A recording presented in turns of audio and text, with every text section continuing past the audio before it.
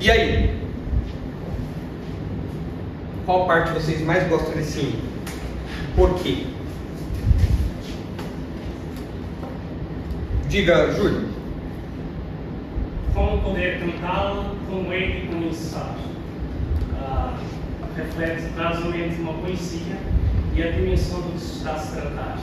Algo que nem sequer consigo falar. Não tem palavras, né, para descrever. Uma coisa que você começa a falar, mas você vê que é tão grande que você fala, nossa, me falta o que falar disso, me falta como falar disso. Não o que falar, mas como falar. E logo no princípio dá também a entender que os escritores devem buscar um jogo de palavras bonitas para poder escrever a maravilhosa graça. Para tentar resumir de modo pálido, de modo muito aquém do que realmente é, mas ele tenta transmitir a beleza dessa graça. É algo mensurável, mas ele tentou. Né? O que vocês acham do ritmo, por exemplo, da melodia? É uma melodia feliz ou uma melodia triste?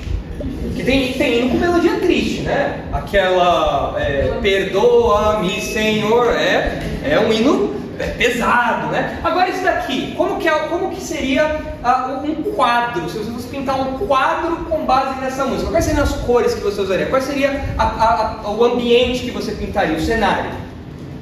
Um ambiente feliz, cores alegres, cores quentes, o sol brilhando, né? Aquele caminho bonitinho, coelhinhos, né? Ali brincando e tal, né? Passarinhos voando, né? Quais são os sons dessa cena, né? Aquela cachoeira gostosa caindo ao fundo, né? Os passarinhos cantando, enfim. O que mais chama a atenção aí de vocês? Acho que o contraste de ser a graça maior do que a iniquidade. Essa parte aqui? Então, é maior que a iniquidade. E esse contraste, ele é interessante porque cada um de nós sabe o quão grande é a nossa iniquidade, a sua iniquidade. Você sabe quão grande é a sua iniquidade, você sabe quão grande é o seu pecado. Você olha para si mesmo e se você tem uma noção adequada, bíblica, correta de quem você é, você sabe que você é um pecador, assim como Paulo fala, o pior dos pecadores. Mas essa graça é maior do que a iniquidade. O que mais? Ela tem efeitos no presente e no futuro também. Você pode dizer, hoje eu sou liberto, você tem... É agora, mas você também começa, faço do céu meu alvo, da vida eterna e mais, então tem essas duas dimensões. Tá, vou à mansão real, tenho vida eterna, um dia vou desfrutar do céu, né? Eu estou caminhando para lá, né? Essa é a ideia, né? Estou caminhando para lá. Então tem efeitos no presente e no futuro. Quem tinha levantado a mão ali? Lari e depois o Hugo aqui. Ela me dá certeza e confirma. Como ela depende da gente, que se dependesse, a gente sempre ia viver Inseguro, com medo, né? E também não é suficiente para... Essa parte que você destacou aqui da certeza, da firmeza, ela tem tudo a ver com a graça, como a gente já falou hoje, porque ela, o que a gente vai tratar diz respeito à salvação. E se a salvação dependesse da gente, a gente estava enrolado, a gente não ia ter certeza nenhuma. Eu não sei vocês, mas se a salvação dependesse de mim, meu Deus, eu ia viver num terror diário, porque qualquer mínima coisinha já seria suficiente para eu perder aquilo que eu tenho. Mas, diferente disso, o crente que descansa na graça de Deus, ele tem certeza e firmeza. Hugo? Eu ia comentar praticamente a mesma coisa que a Lari, e até fazendo um contraste com aquilo que o Júlio disse, né, que ele trouxe, eu não tinha refletido nisso que ele falou, que ao mesmo tempo que a gente não consegue compreender algo tão grandioso, mas todas as proposições que são trazidas nessa canção são proposições que não há dúvida, né? Tudo que ele está falando é uma certeza, na verdade, do que vai acontecer. É algo que está garantido, é uma realidade que a gente desfruta. Né? Legal, então, partindo disso, vamos abrir aí em Efésios 1. É assim, quando a gente fala da graça de Deus, existem várias expressões da graça de Deus na Bíblia. A gente fala da graça de Deus na Bíblia como um dom que Ele dá, uma tarefa, um ministério que Ele dá. Paulo fala que ele recebeu a graça de Deus no lugar do apostolado, é um presente que Deus dá como uma tarefa. A gente conhece a graça comum de Deus, que ainda que não exista esse termo na Bíblia, graça comum, é um conceito que a gente entende a partir do texto bíblico, que diz que Deus dá bênçãos a várias pessoas, a todas as pessoas, crentes e incrédulos. Deus dá chuva, Deus dá comida, Deus dá alegrias, Deus dá várias bênçãos para crentes e incrédulos. É isso que a gente chama de graça comum. Mas quando a gente pensa na reforma protestante, que é o tema aí do mês de outubro em boa parte das igrejas e tudo mais, a gente aplica essa graça especificamente à salvação. E isso é o que ficou conhecido como a sola gratia, né? Ou somente a graça. E ao longo da história da igreja, vários teólogos tentaram definir o que é de fato essa graça. Hoje, para nós, é muito fácil falar que graça é um favor imerecido, porque os teólogos já delinearam, já definiram tudo muito claramente para nós. Você vai em qualquer Bíblia comentada, tem lá graça, um favor imerecido. Mas não foi sempre assim. Na verdade, esse debate do que é a graça de Deus, como ela funciona no que diz respeito à salvação, é um debate muito antigo, antes da Reforma Protestante. Lá no século IV, século V, quando Agostinho estava brigando com Pelágio, você já deve ter ouvido falar do Pelágio, do Agostinho, os dois brigando sobre o que era a graça de Deus, esse tema já estava lá. Porque o Pelágio entendia a graça de Deus de um jeito, Agostinho falava, negativo, a graça de Deus não é isso não, a graça de Deus é assim, assim, assado. E quando os reformadores, em choque com a teologia da igreja romana, viram o que a Bíblia diz, lembraram do que Agostinho escreveu, porque eles conheciam toda a teologia de Agostinho e tudo mais, eles disseram, não, está tudo errado, tem que mudar, a gente tem que ver a graça nos termos bíblicos, não do jeito que inventaram aí. Por isso que esse foi um dos pilares da reforma protestante, a ideia de somente a graça de Deus agir na salvação. Agora, se você estivesse na Idade Média, se você fosse transportado hoje para a Idade Média, se você chegasse para um católico medievo e falasse assim para ele, olha, a graça de Deus é essencial para a salvação. Talvez para sua surpresa o católico falasse, amém, é verdade.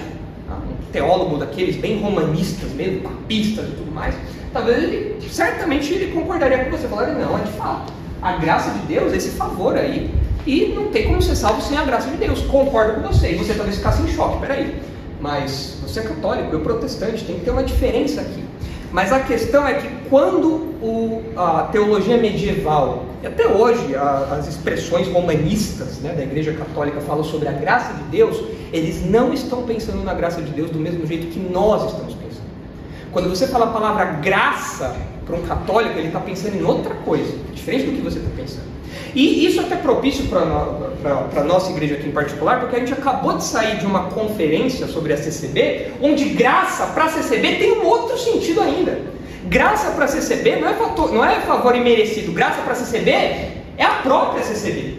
Então, dependendo do que você fala, a pessoa vai falar, não, é verdade, a gente precisa estar na graça. Você fala, amém, olha só que crente, não. Graça para um é uma coisa, para outra é outra e para outra é outra. Mas o que a Bíblia diz sobre graça? Essa tem que ser a nossa preocupação. Então isso mostra como é importante, isso ilustra como é importante a gente definir com precisão as verdades teológicas. E especialmente essa afirmação aqui de que a salvação é somente pela graça. Só a graça age na salvação. E em Efésios 1, a gente tem um vislumbre disso. Tem vários textos que falam sobre a graça de Deus na salvação. Vários. Não dá pra gente ver todos. Mas, se vocês olharem esse recorte de Efésios 1, vocês vão perceber 4 características da graça de Deus. E essas 4 características da graça de Deus estão presentes até naquela música que a gente cantou, no hino que a gente cantou. Então, por isso que a gente vai cantar de novo o final, para a gente identificar essas verdades que a gente vai ver naquela música ali. Por isso que a gente fala que é uma música bíblica, porque ela reflete esses ensinos. E quais são essas 4 características? Em primeiro lugar, a graça de Deus é gloriosa. Segundo lugar, a graça de Deus é imerecida. Isso pode parecer um tanto quanto óbvio, falar que a graça é de grátis. A graça é grátis, ela é de graça. Pode parecer um tanto quanto óbvio, mas a gente tem que bater no óbvio. De fato, a graça é imerecida, é um favor imerecido de Deus. Nós não merecíamos, Deus nos dá algo que a gente não merecia. A graça de Deus é justa. E aí talvez isso possa criar uma interrogação na sua cabeça. Como assim a graça de Deus é justa? Ela não é graça. Se ela é graça, como que tem a ver com a justiça de Deus? Em quarto lugar, a graça de Deus é rica. Então olha aí para o texto, abre aí, se você ainda não abriu, e lê aí o texto comigo. Você vai identificar com muita facilidade esses 4 pontos aí no texto. São só 3 versículos, Efésios 1, 6, 7 e 8, e você vai perceber essas 4 características da graça de Deus aí. Vamos ler, deixa eu ver aqui. Olha aí, Efésios 1, 6 a 8, diz assim: para o louvor da glória de sua graça, que Ele nos concedeu gratuitamente no amado, no qual temos a redenção pelo seu sangue, a remissão dos pecados, segundo a riqueza da sua graça, que Ele derramou abundantemente sobre nós, em toda a sabedoria e prudência. Perceba aí que a gente está entrando no meio do fluxo do autor aqui, do fluxo de pensamento. Por isso que o nosso texto começa com um para. Ele não começa com lá, parágrafo, 2 dedinhos e tal. Não, ele começa no meio do pensamento. Então é claro que a gente tem que entender o que Paulo está falando aí. E esse pensamento continua depois também. É um grande bloco que vai do versículo 3 até o versículo 14. E nesse bloco todo Paulo está falando sobre a Trindade e o papel da Trindade na salvação do homem. O Pai é aquele que escolhe, é aquele que elege. O Filho é aquele que vem e morre na cruz. E o Espírito é aquele que sela, que garante, que aplica os benefícios da obra de Jesus a nós. E quando Paulo pensa na salvação, ele destaca a graça de Deus. É como começa aí o versículo 6, que ele fala do louvor da glória de sua graça. Então vamos começar aí vendo esse primeiro ponto, que fala que a graça de Deus é gloriosa. O texto começa, para o louvor da glória de sua graça. Como o versículo começa com para, é óbvio que a gente tem que ver o que Paulo está falando antes. Se ele está falando que Deus fez algo para isso acontecer, eu tenho que ver o que aconteceu que vai redundar nisso que ele está falando agora. Se vocês olharem aí os versículos 3 a 5, vocês vão ver o que Paulo está falando. Ele diz assim: bendito Deus e Pai de nosso Senhor Jesus Cristo, que nos tem abençoado com toda sorte de bênção espiritual nas regiões celestiais em Cristo, assim como nos escolheu nele antes da fundação do mundo, para sermos santos e irrepreensíveis perante ele, e em amor nos predestinou para ele, para a adoção de filhos, por meio de Jesus Cristo, segundo o beneplácito de sua vontade. Aí é onde entra o nosso versículo. Então o que ele está falando dos versículos 3 a 5? 3, 4 e 5. Paulo está falando que os crentes foram alvos de um plano eterno. Deus traçou um plano, um projeto de resgate do ser humano antes mesmo de qualquer um de nós existir. E esse plano eterno foi traçado, executado ao longo da história, e ele envolve várias bênçãos espirituais. Ele menciona algumas aqui. Ele fala, por exemplo, que nós somos escolhidos, eleitos pelo próprio Deus, para que nós fôssemos filhos dele, a adoção. Fala da predestinação. E imediatamente antes do versículo 6, ele fala especificamente sobre a adoção de filhos.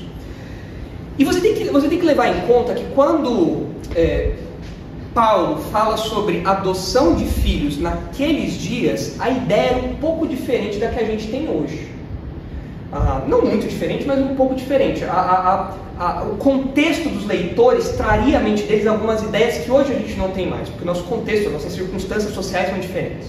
Naqueles dias, no mundo antigo, por exemplo, um escravo não era considerado uma pessoa, era posse de alguém, era uma propriedade de alguém.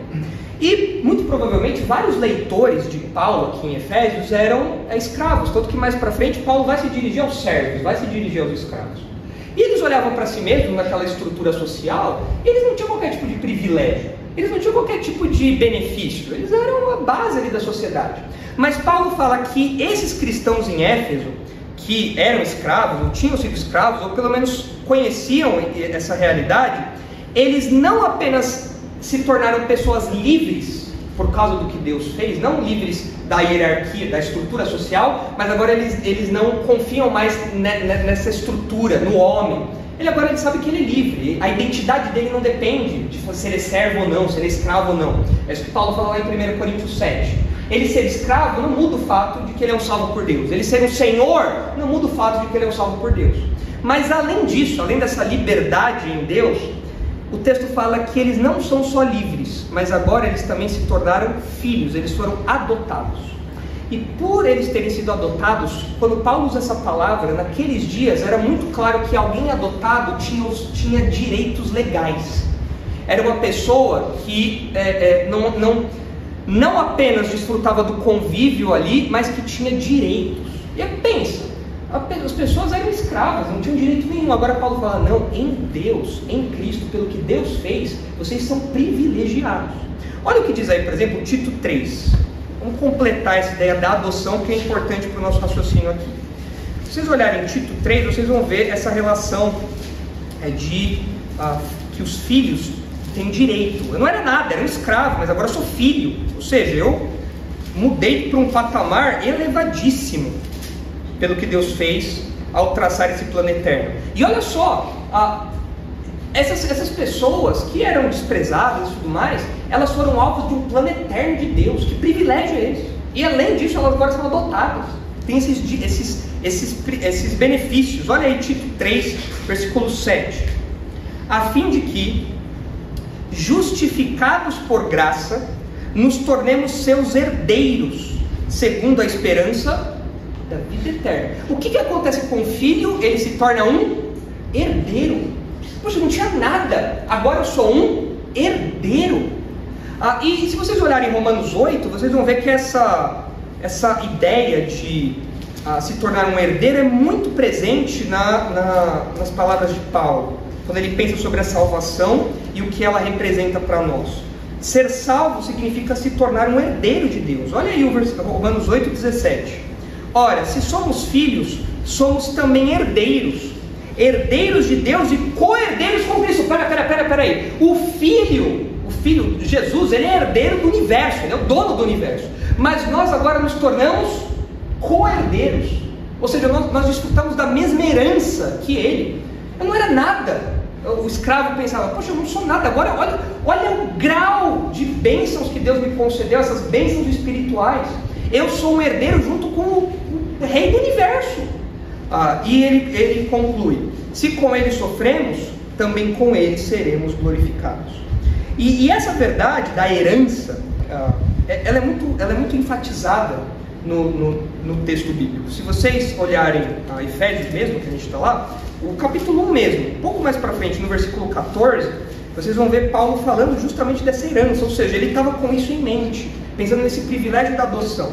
Efésios 1,14 fala assim, o qual é o penhor da nossa herança, falando do Espírito Santo, é a garantia da nossa herança, até ao resgate da sua propriedade, em louvor da sua glória. O crente, ele sabe que ele tem uma herança, e ele vai desfrutar dessa herança. Não é como no Brasil, que a gente não sabe se a gente vai ter previdência, se a gente vai ter dinheiro no futuro, que é tudo instado, não.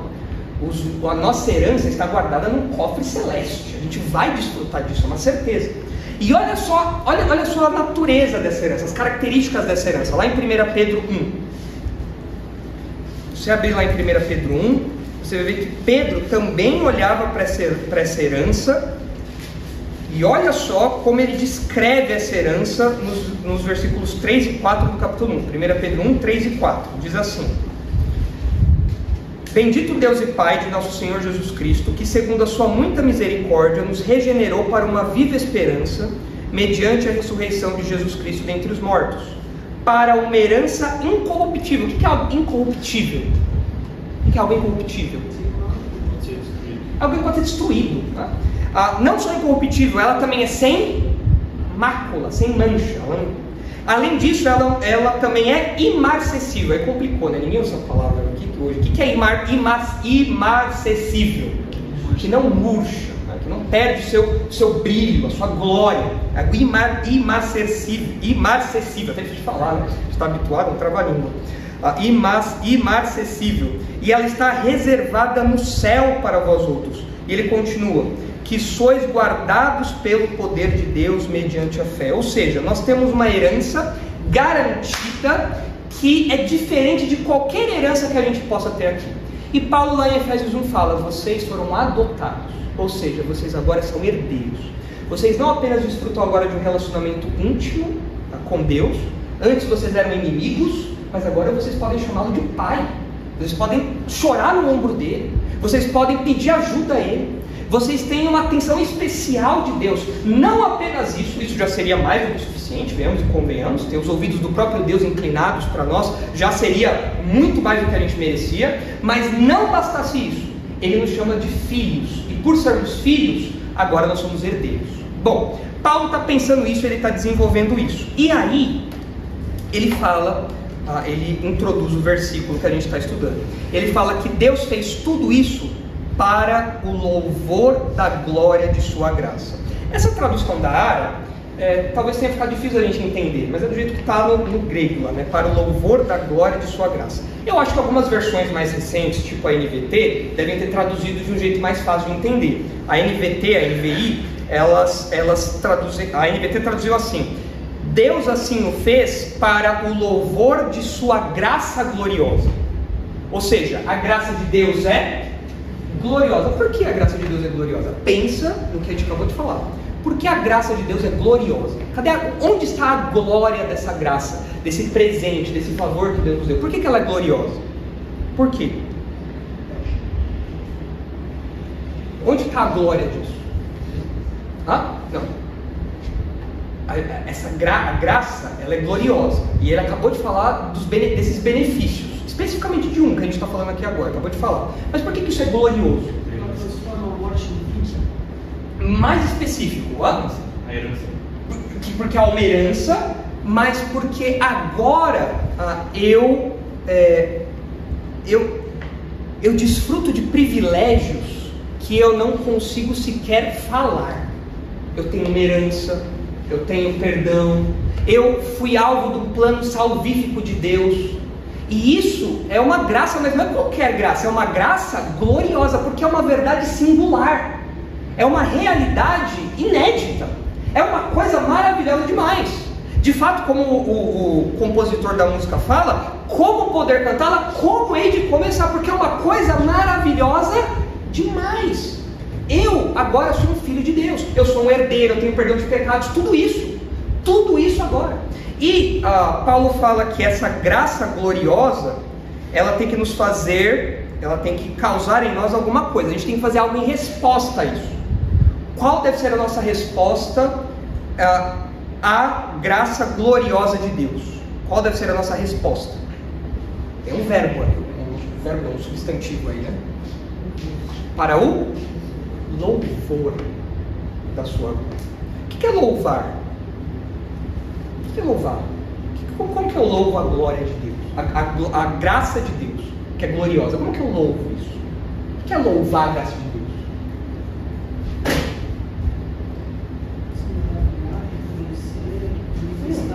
Ok, então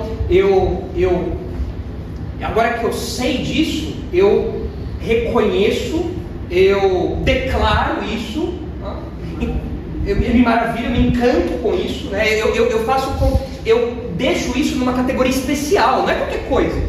Não é como aquelas coisas que você deixa na sua casa jogada, que você não liga, se quebrar, se perder, tanto faz. Não, é algo que você coloca num lugar especial. É algo que você coloca no alto. O que mais? Como mais eu posso louvar a graça gloriosa de Deus? Como eu posso louvar a Deus por esses benefícios tão grandiosos que Ele me deu? A adoção, a predestinação, a eleição, e tudo isso fruto da sua graça. Como que eu posso louvar essa ação de Deus em meu favor? Como eu posso fazer isso? Adorando.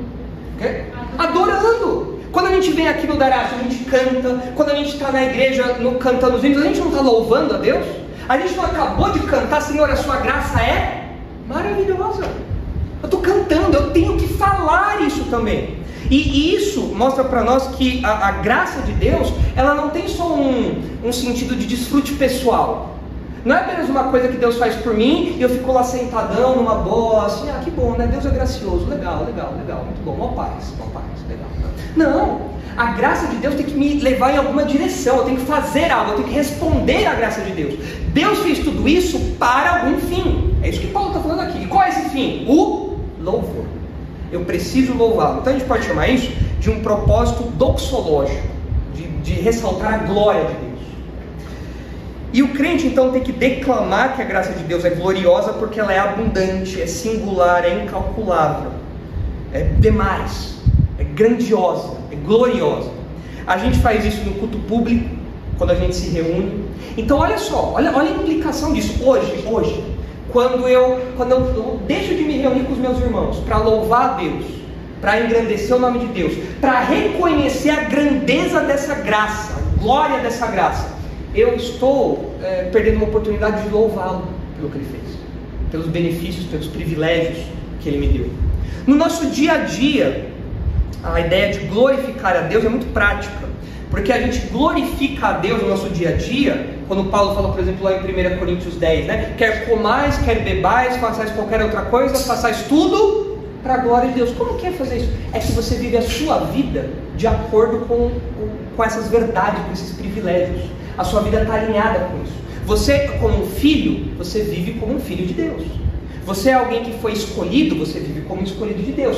Você é alguém que foi agraciado por Deus, que recebeu bênçãos de Deus, você vive de acordo com isso no seu dia a dia, no seu trabalho, na sua escola, na sua faculdade. O seu caráter se amolda a isso, as suas palavras expressam isso, os seus gostos expressam isso, que você foi alvo desse presente de Deus, a sua vida foi transformada, e com isso as pessoas olham e veem em você a personificação de um louvor.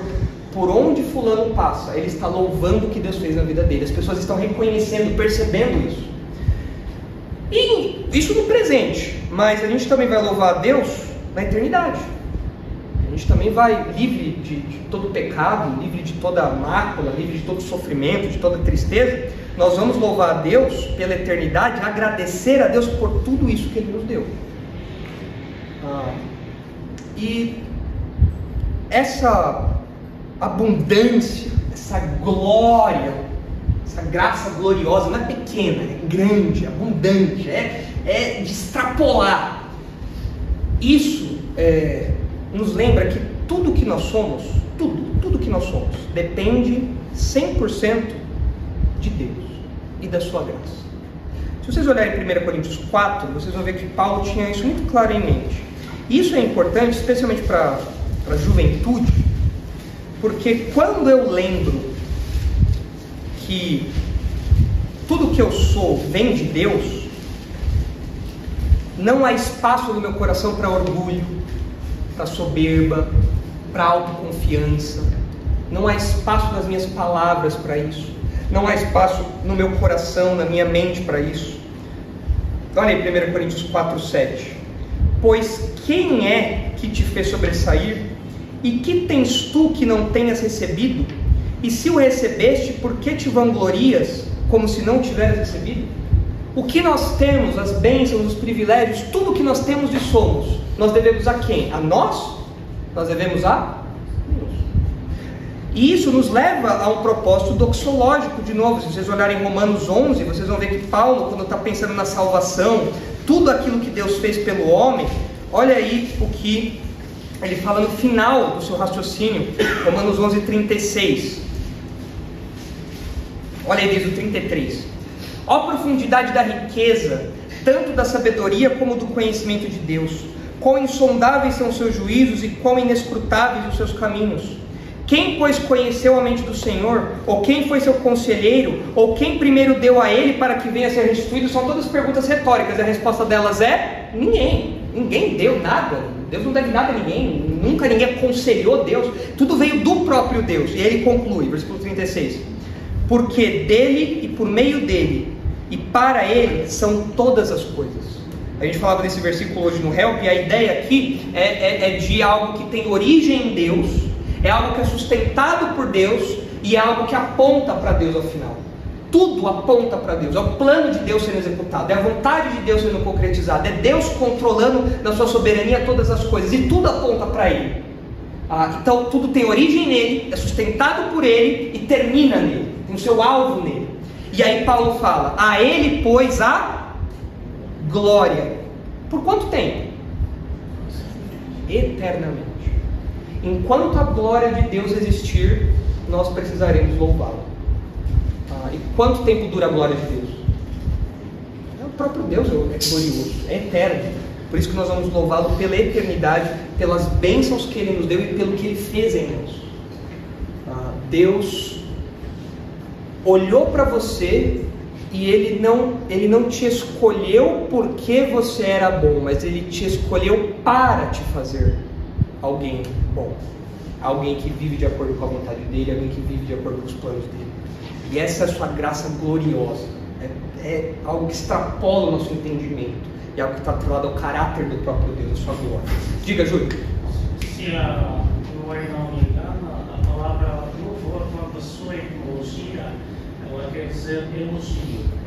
Então estamos perante um cenário em que estamos perante uma realeza na qual nos salvou da morte, e nós vamos perante ele reconhecer com palavras de elogio pelo fato, pelo ocorrido, por nos ter salvo, e não só no presente, mas para a vida toda. E não meras palavras formais, mas realmente se tratando de um fato real.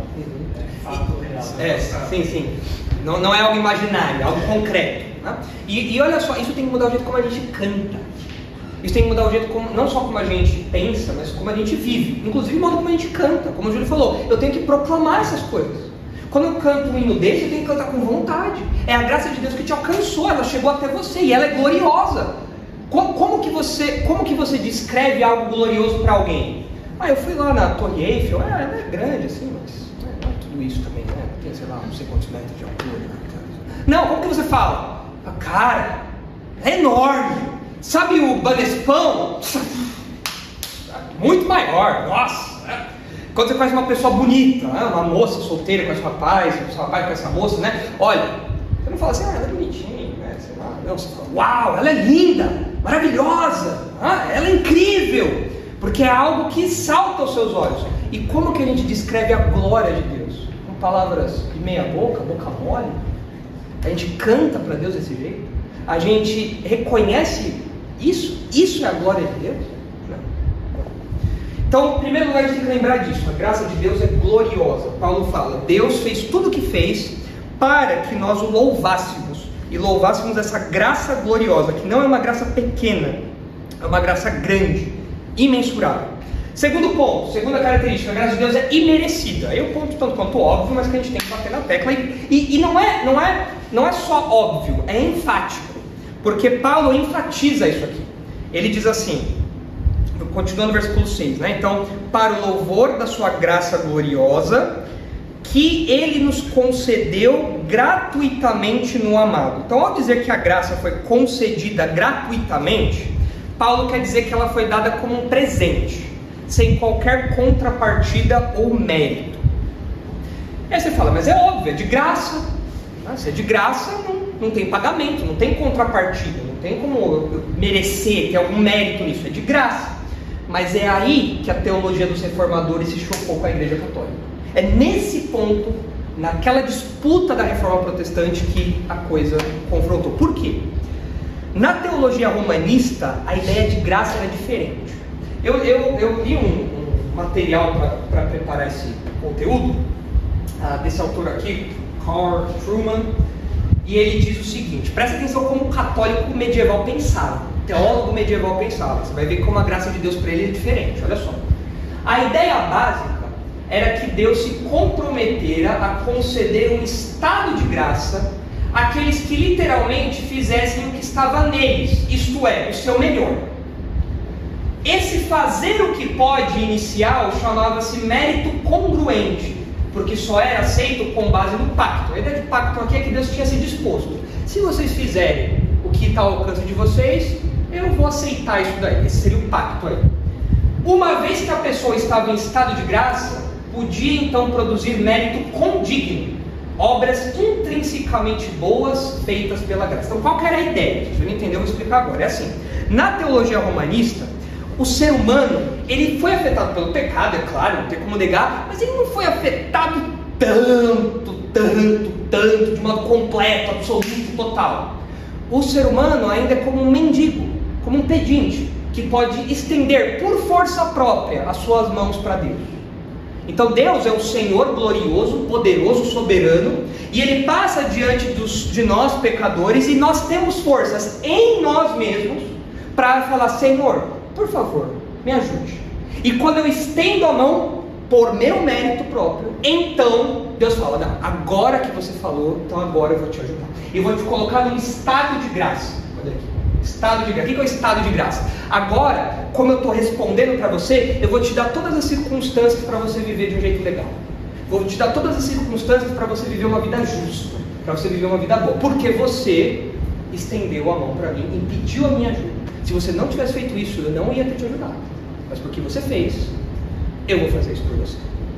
Essa era a ideia do teólogo medieval.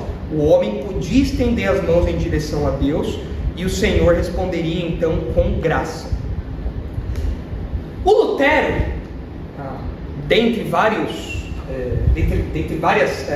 conflitos, várias dificuldades com a teologia romanista, ele falou, gente, por favor, né? Não tem como ser isso. O que é isso? Lutero falava, eu sou escravo do pecado, do mal, não tem como eu estender a minha mão. E aí o Lutero respondeu o seguinte, olha só que interessante, ele falou assim, você sabe que o Lutero Lutero era nordestino, né? Pegou o facão dele e começou lá a arriscar, e vamos lá para essa briga aí. E o Lutero escreveu o seguinte sobre isso, olha só, presta atenção. A pessoa que crê que pode obter a graça ao fazer o que está ao seu alcance, esse estender de mãos, soma pecado a pecado, de modo que se torna duplamente culpado. Então ele falou assim, olha, a pessoa que acha que por fazer o que pode, ela vai alcançar a graça de Deus, essa pessoa tem culpa dobrada. Por que tem culpa dobrada, Lutero? Ele diz, porque o indivíduo, ele tentando fazer o que está ao seu alcance, ele peca. Tenta fazer o seu melhor. O que Isaías fala? Que as nossas obras são trapos de imundícia, não vale nada. Se você tentar fazer o seu melhor, você ainda vai pecar, porque o seu coração está no lugar errado, sua vontade está no lugar errado, os seus alvos estão no lugar errado, tudo está no lugar errado. Mesmo quando você tenta acertar, você erra. Esse é o ser humano. Lutero fala, mesmo quando ele tenta acertar, ele erra. Essa é a primeira culpa. Mas tem uma segunda culpa, porque ele acha que essas coisas que ele faz são aceitáveis para Deus. Ele fala, isso é inconcebível, é incabível uma coisa dessa. O Lutero fala, não tem como, porque isso é arrogância.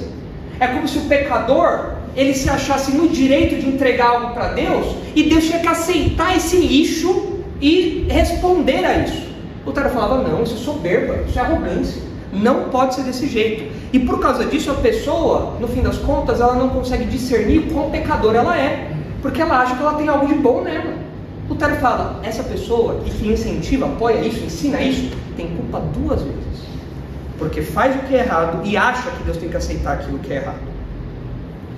A verdade, isso os reformadores bateram, por isso que isso eclodiu nas máximas da reforma protestante. A verdade é que o ser humano jamais poderia estender as mãos para Deus por uma razão muito simples. Porque todos nós estávamos mortos. Você já viu um morto estender a mão? Se você vê um morto estender a mão, de duas mãos, ele não está morto, ou a ressurreição começou. Então, porque morto não estende a mão, ou tem um espasmo no máximo, mas estender a mão, não. Morto não faz nada. O que o morto faz?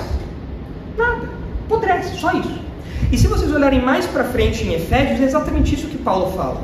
Se vocês olharem o capítulo 2, vocês vão ver que Paulo descreve a nossa realidade triste, a nossa miséria, como nós não tínhamos jeito nenhum, não tinha condição da gente estender os braços para Deus, não havia qualquer chance disso acontecer, qualquer mérito nisso. Olha só, Efésios 2:1. Ele vos deu vida, estando vós mortos nos vossos delitos e pecados, nos quais andastes outrora, segundo o curso deste mundo, segundo o príncipe da potestade do ar, do espírito que agora atua nos filhos da desobediência, entre os quais também todos nós andamos outrora, segundo as inclinações da nossa carne, fazendo a vontade da carne e dos pensamentos, e éramos por natureza filhos da ira. O que é ser um filho da ira? É ser alguém destinado à ira, caracterizado pela ira de Deus, que merecia a ira de Deus, como também os demais. Mas Deus, sendo rico em misericórdia, por causa do grande amor com que nos amou, estando nós mortos em nossos delitos e pecados, nos deu vida. O que é dar vida? Ressuscitar. Nos deu vida juntamente com Cristo, pela graça sois salvos. Mas não essa graça, não a graça romanista, não é essa. Uma graça livre, não uma graça reativa, mas uma graça que tem a iniciativa. Deus não age com graça só depois que eu estendo a mão, não. Ele me dá vida, Ele me dá fé, Ele me dá tudo que eu preciso para que eu volte à vida e então possa me aproximar dEle. E Ele continua, pela graça sois salvos, e juntamente com Ele nos ressuscitou e nos fez assentar em lugares celestiais em Cristo Jesus. Ou seja, nós compartilhamos de bênçãos espirituais agora, para mostrar nos séculos vindouros a suprema riqueza da sua graça, em bondade para conosco em Cristo Jesus, porque pela graça sois salvos mediante a fé, E isto não vem de vós, é dom de Deus. O que é esse isto aqui? É tudo. É a graça, a fé, tudo vem de Deus, tudo. Se um dia você creu em Cristo, um dia você olhou para si e falou: eu sou um defunto espiritual, eu preciso de vida. Mas essa noção e a fé que você tem, foi Deus que te deu. Isto não vem de vós, é dom de Deus, não de obras para que ninguém se glorie, pois somos feituras dele, criados em Cristo Jesus para boas obras, as quais Deus preparou de antemão para que andássemos nelas. Deus não reagiu às suas boas obras. Deus te ressuscitou para que você fizesse boas obras. Bom, os reformadores enfatizaram então que o ser humano precisa compreender a sua condição espiritual, e a reação a isso é o desespero. Quando o indivíduo ele olha para si e fala: eu sou um defunto espiritual, eu não consigo ir até Deus, eu sou um filho da ira, eu estou escravo do pecado, escravo do mundo, escravo do diabo. Quando eu olho para essa situação, a reação é desespero. Fico desesperado. E ao ter esse desespero, a pessoa clama pela graça salvadora de Deus, porque não tem nada que o ser humano possa fazer. E é por isso que a gente fala que a salvação é somente pela graça. Não é a graça e mais alguma coisa. Não é a graça e algum tipo de boa ação, algum tipo de iniciativa do homem. Não. É só a graça. A graça faz tudo. Tudo. Por isso que a gente está falando aqui que a graça é imerecida. Não tem nada que você pudesse entregar para Deus reagir a você, responder a você. Nada. Deus te dá absolutamente tudo. Mas aí o texto continua e ele fala que essa graça, esse presente, né, nos foi concedido gratuitamente no amado. Quem é o amado? Jesus. Jesus é o amado. Agora, por que ele é chamado de amado aqui? Por que Jesus é chamado de amado? Por quê? Você vai encontrar a resposta para isso em João 10. Olha lá, abre lá João 10. João 10, 14 a 18. Leia aí em silêncio. João 10, do 14 ao 18. Leia aí e você vai dizer por que Jesus é amado e por quem ele é amado, né? João 10, 14 a 18. Olha aí, lê com calma.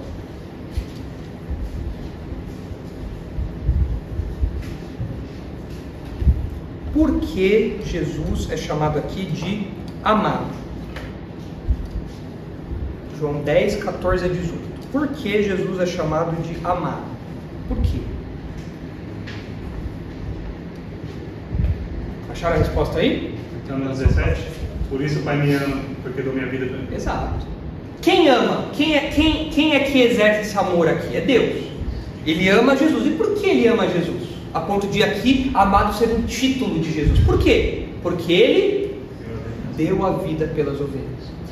E essa ação de Deus, do próprio Jesus, que diz respeito à sua obra, né, é algo que Jesus é amado porque ele obedece isso. Olha só o versículo 18. Ninguém a tira de mim, a sua vida, né? Ninguém a tira de mim, pelo contrário, eu espontaneamente a dou. Tenho autoridade para entregar e também para reavê-la. Esse mandato, essa ordem, essa tarefa recebi de meu Pai. E por que o Pai ama o Filho? Porque o Filho cumpre. Deus Pai deu uma tarefa. Você vai encarnar e morrer na cruz. E o Filho fala: bom, eu vou. E vocês devem lembrar de outras ocasiões dos Evangelhos em que Deus fala: este é meu Filho amado. Por quê? Porque Jesus é obediente, cumpre essa tarefa, essa missão que foi dada. E aqui Paulo lembra disso. Ele fala: olha, nós ganhamos tudo isso pelo que o amado fez. Nós ganhamos tudo isso porque ele foi obediente ao Pai e cumpriu essa tarefa que foi dada a ele. Agora, isso daqui começa a nos ensinar algo que a gente vai tratar no próximo ponto. É uma transição. Porque isso mostra para nós que a graça de Deus não é um sentimento abstrato de compaixão.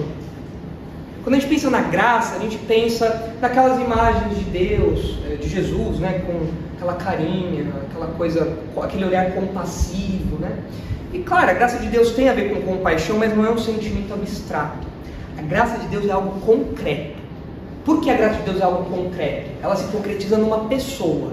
Quem é essa pessoa que personifica, que concretiza, que é a revelação suprema, a encarnação, a corporificação da graça de Deus? Se você fosse pensar numa pessoa que é a graça de Deus, que representa tudo da graça de Deus, quem seria essa pessoa? Jesus. Ele é a graça de Deus. Ele é a graça de Deus em carne e osso. Se você pudesse pegar a graça de Deus e falar, olha, a graça de Deus está andando, quem que seria essa pessoa? Jesus. Ele é a graça de Deus. E isso nos leva para o próximo ponto, porque a graça de Deus é justa. E olha só como Paulo continua aí. Versículo 7. No qual, falando de Jesus, no qual temos a redenção pelo seu sangue, a remissão de pecados. Redenção é uma palavra que você tem que saber o que significa, porque você frequenta a Igreja Batista.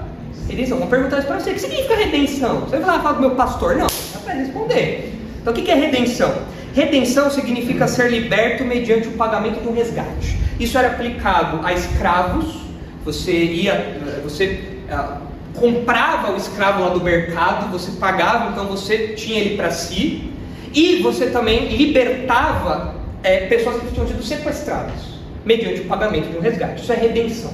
Então, quando você vê, por exemplo, um bandido que sequestra outra pessoa e ele pede um resgate, esse resgate que é pedido, essa ação toda, essa transação é a redenção. A pessoa que foi liberta, ela foi redimida. Por quê? Porque foi pago o resgate por ela. Ela foi liberta agora. Isso é redenção aqui. Em termos teológicos, o texto fala aí também que é um equivalente à remissão de pecados, ou seja, perdão da culpa. Nós temos culpa. Nós temos condenação diante de Deus. Nosso pecado traz condenação diante de Deus. Então, essa redenção, esse perdão de pecados aqui. Só que tem algo aí no versículo que chama a nossa atenção, porque ele mostra para nós qual foi a moeda de compra que Deus usou. E qual foi essa moeda de compra? O seu sangue. Então, existia na época, sei lá, o dólar israelense, o Bitcoin romano e o sangue de Jesus, é isso? Não, Jesus chegou lá, tirou um sangue do manto, tá aqui, ó, pá. Ó, super positivo, tá aqui, ó, pá. É isso? Ou o sangue aqui é uma metáfora? E se é uma metáfora de quê? O que Paulo quer dizer aqui quando ele fala que nós somos comprados, redimidos, resgatados pelo sangue? O que quer dizer esse sangue aqui? A morte, o sacrifício, é isso. E por que Paulo decide falar da morte de Jesus em termos de sangue? Por quê? Como foi a morte de Jesus? Foi uma morte violenta. Foi uma morte sanguinária. Foi uma morte agressiva. E nada melhor para resumir visualmente aquilo que Jesus passou do que falar do seu sangue. Essa foi a moeda de troca. E olha só como essa compra muda a nossa vida. Se vocês olharem em 1 Coríntios 6, vocês vão ver que Paulo, quando pensa nessa compra, ele diz que isso deve mudar a nossa vida. Olha aí 1 Coríntios 6, 20. Porque fostes comprados por preço. Que preço? A morte do próprio Deus. O Deus homem morreu. Vocês foram comprados por esse preço. Agora, pois, glorificai a Deus no vosso... O que é glorificar Deus no corpo aqui? É não se envolver em imoralidade. O paralelo seria não se envolver em fornicação, em pornografia, em essa história de ficar com menino, com menina, em práticas detestáveis de tudo aquilo que a gente faz com o nosso corpo. Eu não posso viver com o meu corpo do jeito que eu quero. Não dá para falar, não existe para o crente aquela ideia feminista de meu corpo e as regras. Isso é absurdo. Por quê? Porque o meu corpo não é meu. O meu corpo foi comprado. Cada pedacinho de você foi redimido. Cada pedacinho de você foi comprado por um preço muito alto. Portanto, você não tem o direito de viver do jeito que você quiser. Se vocês olharem em 1 Pedro, capítulo 1, vocês vão ver que Pedro também fala desse resgate. E mostra o preço disso, essa moeda de troca. Olha aí 1 Pedro 1,18. Sabendo que não foi mediante coisas corruptíveis como prata ou ouro que fostes resgatados do vosso fútil procedimento que vossos pais nos legaram. Aqui Pedro destaca que nós somos resgatados de uma vida vazia, uma vida que é uma herança dos dos nossos antepassados, uma vida de pecado, uma vida distante de Deus, que foi passando de geração em geração. Nós somos resgatados disso. E não foi por meio de prata ou ouro, mas, versículo 19, mas pelo precioso sangue, como de cordeiro, sem defeito e sem mácula, o sangue de Cristo. Ou seja, a morte de Jesus perfeita, o sacrifício perfeito, que foi uma morte violenta e sangrenta. Então isso nos lembra que a graça de Deus não significa que Deus fez vista grossa ao pecado. A graça de Deus não é que ele ignorou o seu pecado. Ah, Esther é pecadora, mas ok, vai ignorar. Vai, Esther, pode entrar. Não. Ele olhou para o Paulo e falou, Paulo é pecador, mas vou fingir que não estou vendo. Paulo, é um macaquinho lá, não estou vendo, não estou ouvindo, não vou falar nada, pode entrar. Não, Deus não ignora o nosso pecado.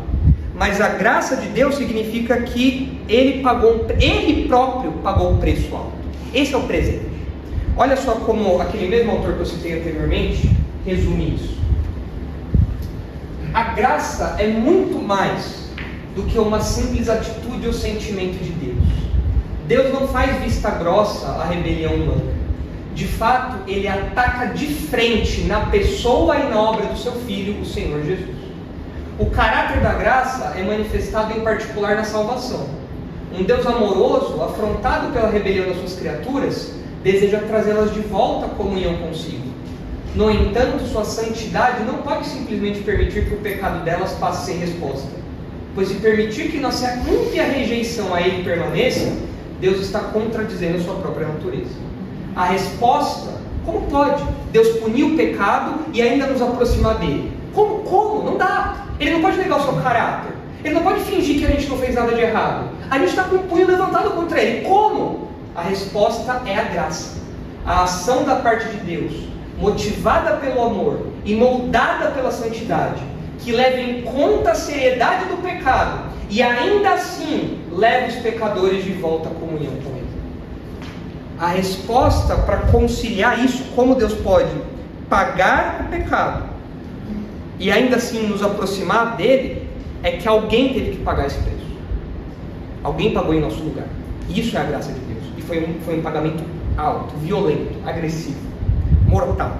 Se vocês olharem Romanos, vocês vão ver que essa conexão entre graça e justiça está presente ali também.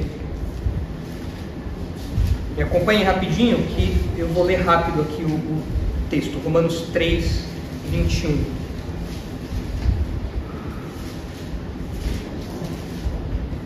Diz assim, Romanos 3, 21.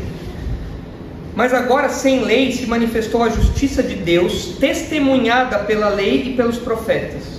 Justiça de Deus mediante a fé em Jesus Cristo, para todos e sobre todos os que creem, porque não há distinção, pois todos pecaram, judeus e gentios, e carecem, estão privados, banidos da glória de Deus, sendo justificados gratuitamente por sua graça, mediante a redenção que há em Cristo Jesus, o preço que Ele pagou, a quem Deus propôs no seu sangue, ou seja, na sua morte, como propiciação. O que é propiciação? É tornar Deus favorável, satisfazer as exigências de Deus.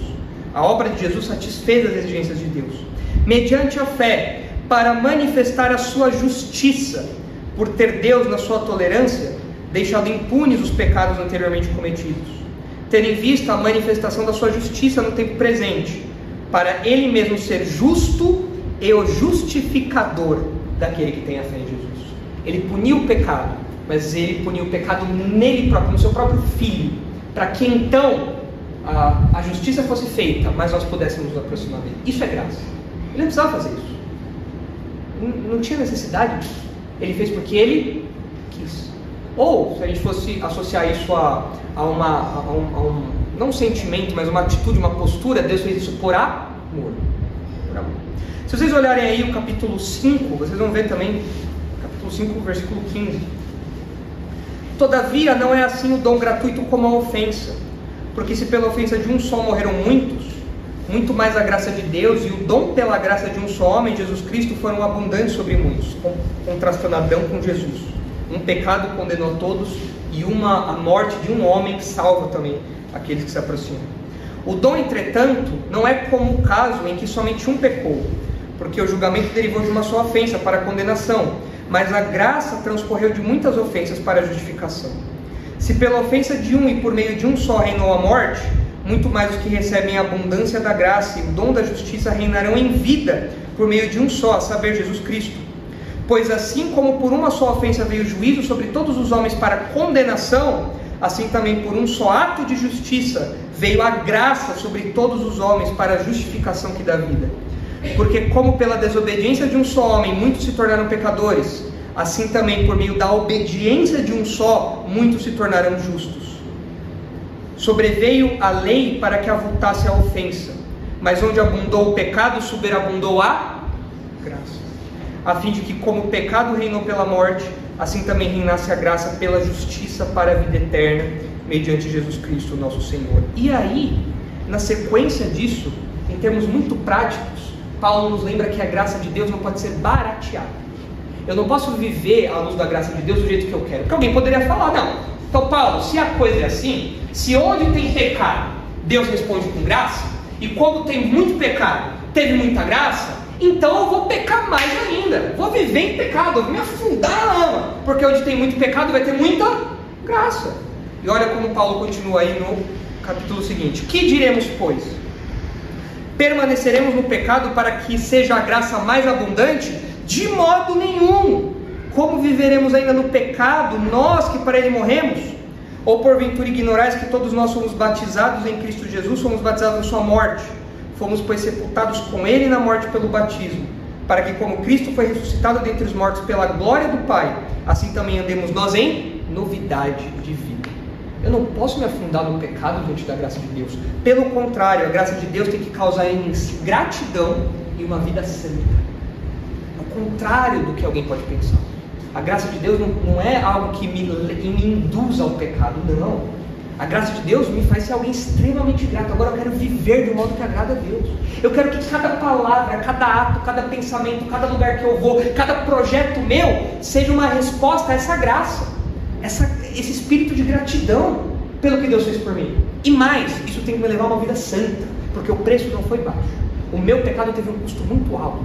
O acesso indevido no site pornográfico, a fornicação com o namorado ou namorada, o pensamento indevido, o olhar indecente, a roupa errada, a mentira contada, o roubo executado, tudo isso teve um preço muito alto, que deveria pesar sobre cada um de nós.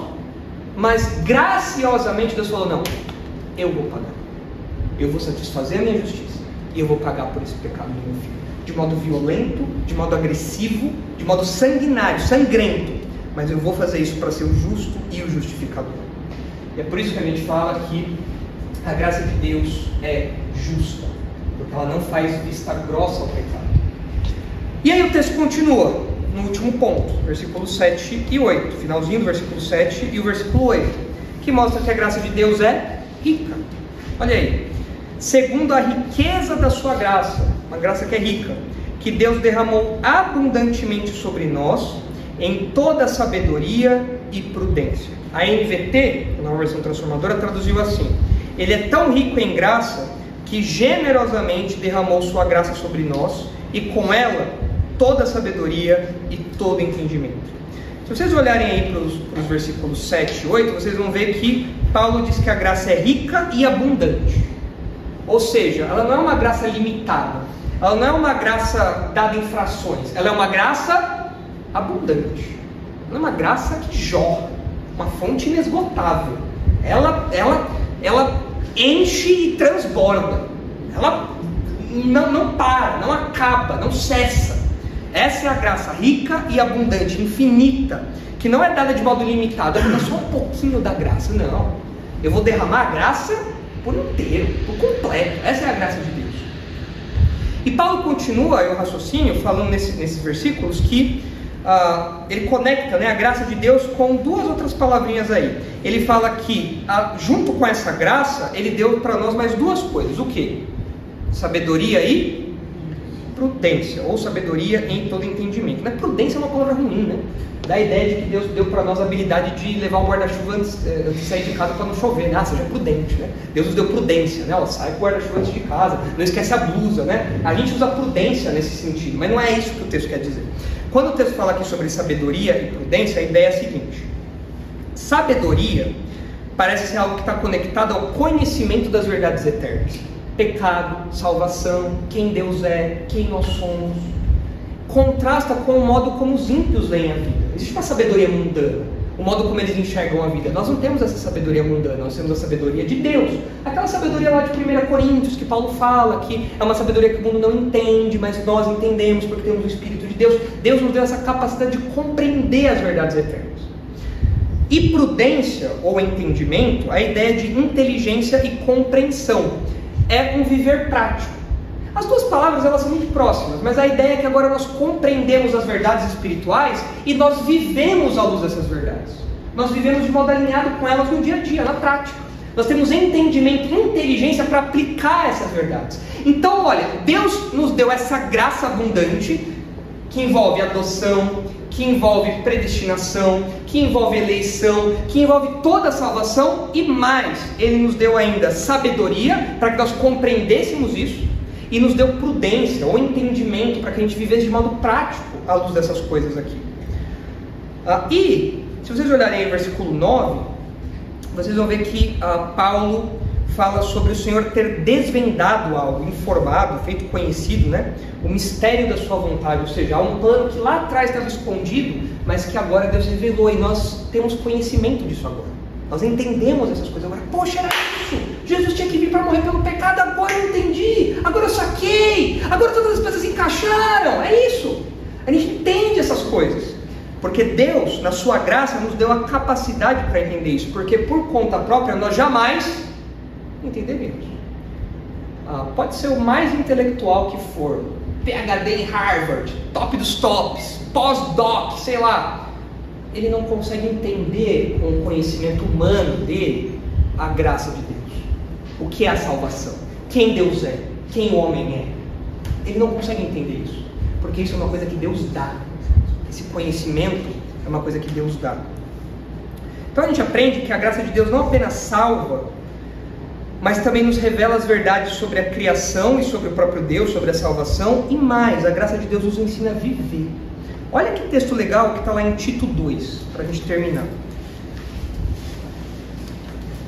Olha o que diz Tito 2, como de fato essa graça, ela não é só uma salvação e Deus nos larga no mundo, não. Deus nos instrui, é uma graça didática, é uma graça instrutiva, educacional, de como a gente tem que viver, essa sabedoria e esse entendimento, essa prudência. Olha aí, Tito 2:11.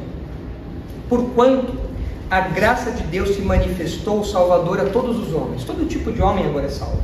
Rico, pobre, homem, mulher, escravo, livre. Todos têm acesso a essa salvação. Essa graça, ela é salvadora. Educando-nos para que, renegadas a impiedade e as paixões mundanas, vivamos no presente século sensata, justa e piedosamente. Ou seja, essa graça nos ensina a negar aquilo que desagrada a Deus e nos entregar às paixões mundanas. A gente rejeita tudo isso porque a graça nos ensina essas coisas. A graça atua em nós, Deus dá entendimento, Deus dá sabedoria. E agora assim, eu não posso viver mais daquele jeito, eu não posso mais fazer aquilo outro, tenho que abandonar esse pecado, tenho que colocar essa virtude aqui, tenho que mudar minha vida, tenho que corrigir essas coisas que estão erradas. Deus nos ensina por meio da sua graça. E eu, portanto, vivo nesse mundo aqui agora de modo sensato, justo e piedoso. Eu levo as coisas de Deus a sério. Eu sou equilibrado. Eu sou uma pessoa que busca e que faz aquilo que é reto, porque a graça de Deus me ensina. Aguardando a bendita esperança e a manifestação da glória do nosso grande Deus e Salvador Jesus Cristo, o qual a si mesmo se deu por nós, a fim de remirmos de toda a iniquidade e purificar para si mesmo um povo exclusivamente seu, zeloso de boas obras. Então a graça de Deus, ela está intimamente ligada ao conhecimento de Deus, ao conhecimento da Escritura, aquilo que foi revelado para nós. E de fato, então, não falta nada para nós. Não falta nada. A graça de Deus é completa. Ele me salvou e não só me deu um passaporte para o céu, como a graça dele atua na minha vida para que eu viva do modo que ele quer que eu viva. Ele vai trabalhando no meu coração, ele vai trabalhando na minha mente, de modo que do começo ao fim, lá da eleição, antes do universo existir, até a glorificação, lá na outra ponta da história, da eternidade passada para a eternidade futura, passando pela nossa existência aqui, pela nossa santificação, tudo isso é graça de Deus. Tudo isso é graça de Deus. E é uma graça, portanto, rica, abundante. Ele derrama, sem parar, o tempo todo, sobre nós. Por isso que Pedro fala que nos foi dado todas as coisas que precisamos para a vida e para a piedade, pelo conhecimento de Jesus Cristo. Tudo que você precisa, Deus já te deu. Está à sua disposição. Tudo. Aquele pecado que você precisa vencer, Deus já te deu capacidade de vencer. Aquele pensamento que você tem que abandonar, Deus já te deu capacidade de abandonar. Aquela confiança que você precisa ter nas verdades de Deus, Deus já te deu isso, porque Ele derramou abundantemente essa graça sobre nós. E o pensamento do Paulo continua aí no capítulo 1, mas a gente não tem tempo de ver o capítulo todo, né?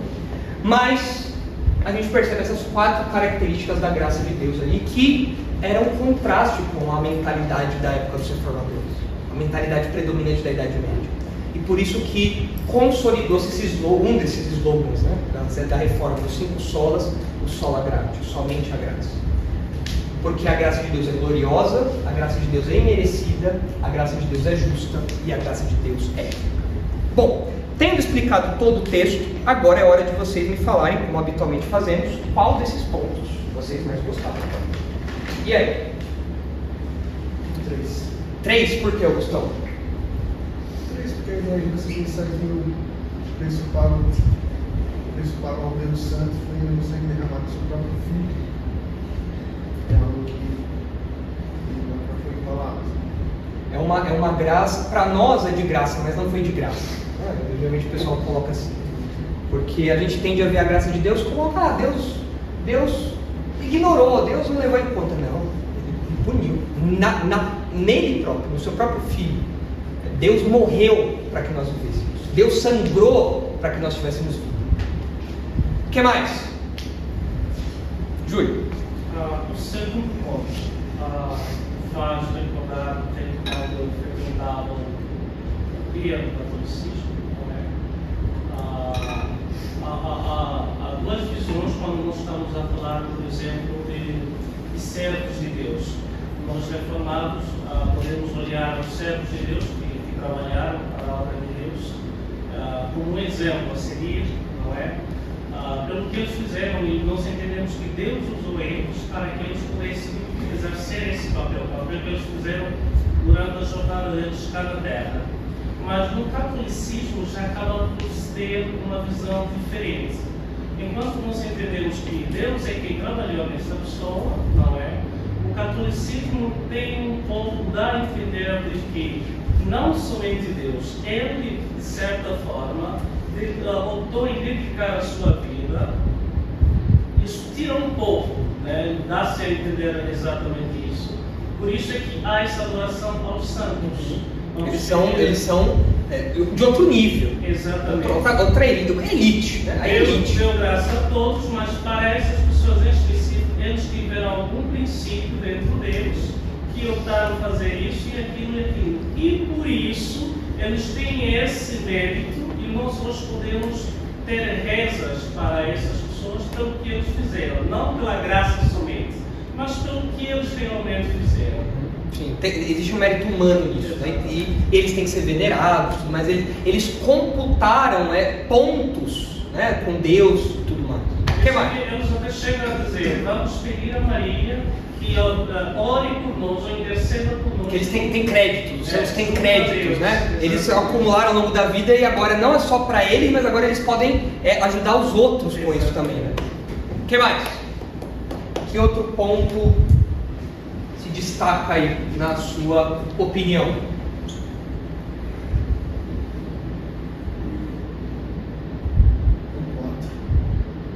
Rica. Acho que o ponto que você falou da sabedoria que foi dada, e aí deu uma menção muito rapidinho aqui, quando a gente vê às vezes pessoas que são extremamente inteligentes e você olha e fala, puxa vida, como que você não consegue conseguem entender o Evangelho. Tão simples, né? É tão simples. Sabe, é bizarro. Eu acho que uma das coisas mais assustadoras que Deus já fez é isso. Porque você olha e fala, cara, essa pessoa é muito inteligente. É só ele entender o Evangelho. Porque é Só Jesus morreu na cruz pelos pecadores. É tão simples, né? É uma criança, sabe? bizarro. Mas é o jeito de Deus humilhar a sabedoria humana e falar, tudo depende de mim. Nada de vocês. Nada de vocês. Tudo depende de mim. Então, essa verdade aqui da sola gratia continua em vigor ainda hoje para nós, é claro, porque é uma verdade bíblica, e a gente ainda tem que manter isso em mente, porque o catolicismo ainda defende essas ideias que foram apresentadas aqui do catolicismo da época, dos reformadores. Eles ainda defendem isso, eles tentaram reformar alguma coisinha ali na contra-reforma, mas o Concílio de Trento consolidou uma ideia de méritos e tudo mais também. A gente tem que responder a isso, e mais, a gente tem que olhar para a nossa vida e ver, e ter essa convicção muito clara. Eu não sei como enfatizar mais isso. Tudo que nós somos é fruto da graça de Deus. Se você está aqui hoje vestido, se você está aqui hoje ouvindo e entendendo as coisas que a gente está conversando aqui, se você está respirando ar, se você está com o seu corpo funcionando aí, você está com seus olhos atentos, seu ouvido, tudo isso, se o universo está no lugar, tudo isso é pura graça de Deus. E no que diz respeito à salvação, você nunca chegaria a ter Deus. Nunca. Se não fosse Deus te dar tudo, você nunca iria chegar a ter Ele. Nunca. Então isso nos coloca no nosso devido lugar. Isso tira de nós qualquer ponta de orgulho. Porque eu sou bom, eu sou melhor. Eu olho para algumas pessoas e elas são limitadas, mas eu não cabe isso na mentalidade do crente. Isso porque a gente olhou da graça de Deus só na salvação. Se você pensar na graça de Deus em tudo, como eu falei, do respirar, do viver e tudo que está envolvido nisso, meu Deus, a graça de Deus é muito maior do que a gente pode imaginar, muito maior. Se você tem uma família, se você tem um carro, uma casa, tudo isso é graça de Deus. E só um pequeno recorte da graça de Deus na salvação já mostra o quão miserável o ser humano é e o quão dependente de Deus ele é. Que dirá das outras coisas? Então estão aí os 4 pontos. Vamos orar para que Deus mantenha essas verdades vivas em nosso coração e mais, que Deus nos livre de voltarmos para ideias católicas. Como eu falei para vocês, lá no começo da história da igreja, Agostinho brigou contra Pelágio por causa de um entendimento da graça. E durante quase 1000 anos a igreja tinha ali um entendimento, tinha os crentes, é claro, no meio da teologia medieval ali, mas um entendimento deturpado da graça. A gente tem que orar, Senhor, nos livra disso, nos impeça de voltar para essas ideias erradas, que a gente não perca o foco, o horizonte dessas coisas. Senhor, nós agradecemos por sua graça, obrigado por sua salvação, obrigado porque nós não merecíamos nada do que o Senhor nos deu. Nós não merecíamos ser seus filhos, nós não merecíamos ser herdeiros, nós não merecíamos ser perdoados, nós não merecíamos nada, mas o Senhor nos deu uma graça gloriosa. Ou seja, o Senhor compartilhou conosco realidades, o Senhor nos presenteou com realidades imensuráveis, magníficas, que transcendem a nossa compreensão. E de fato nos faltam palavras para falar sobre isso. Ajuda-nos, por favor, a nos mantermos humildes diante disso tudo, dependendo 100% do Senhor. Nós temos segurança da nossa salvação, porque a nossa salvação vem do Senhor do começo ao fim. Nós pregamos o Evangelho confiantes de que é o Senhor que opera nos corações, porque um dia o Senhor operou no nosso coração e nos trouxe da morte para a vida. E isso é sua graça, uma graça abundante, uma graça que não é limitada, uma graça que não dosa a mão, pelo contrário, uma graça generosa, uma graça infinita, que deve despertar o nosso louvor agora para a eternidade. Perdoa-nos pelas vezes que nós murmuramos, que nós esquecemos essas coisas, que nós perdemos essas coisas de vista. Ajuda-nos a louvá-lo, Senhor, daqui para a eternidade, por tudo que o Senhor nos tem dado. E obrigado porque a salvação depende unicamente da graça, e não de qualquer mérito ou ação nossa. É em nome de Jesus que nós oramos agradecidos. Amém.